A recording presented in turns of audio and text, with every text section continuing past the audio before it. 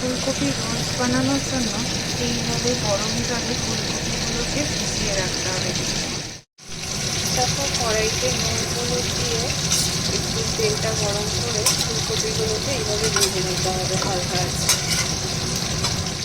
খুব কড়া ভাজবো না, এরকম হালকা একটু লাল লাল মতো হয়ে গেলেই আমরা নামিয়ে নেব।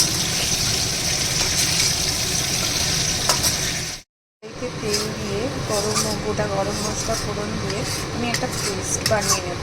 সেটা হচ্ছে দুটো ফুলকপির জন্য মিডিয়াম সাইজের পেঁয়াজ, আর পরিমাণ মতো আদা 1 থেকে 1.5 ইঞ্চি, পরিমাণ মতো যে যখন ঝাল খায় কাঁচা লঙ্কা, তারপর 8-10টা কাজু নিতে হবে, আর 2 চামচ পোস্ত, আর ব্যাস।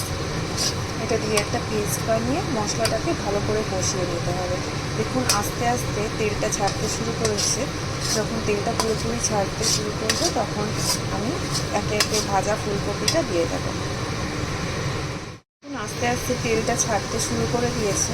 এর মধ্যে আমি দিয়ে দিয়েছি সামান্য একটু হলুদ, একটু শুকনো লঙ্কার গুঁড়ো, একটু নুন, একটু চিনি দিয়ে কষিয়ে দিয়েছি। এবারে আমি ফুলকপিগুলো দিয়ে দেবো। মশলাটা একটু ফুলকপির সাথে কষিয়ে নিয়ে তারপরে একটু জল দিয়ে দিয়েছি, যাতে ফুলকপিটা একটু ডুবো ডুবো হয়ে থাকে, যাতে ভালো করে সেদ্ধ হয়ে যায়।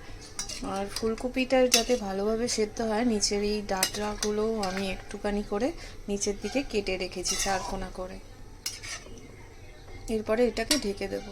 তৈরি আমাদের ফুলকপির রোস্ট।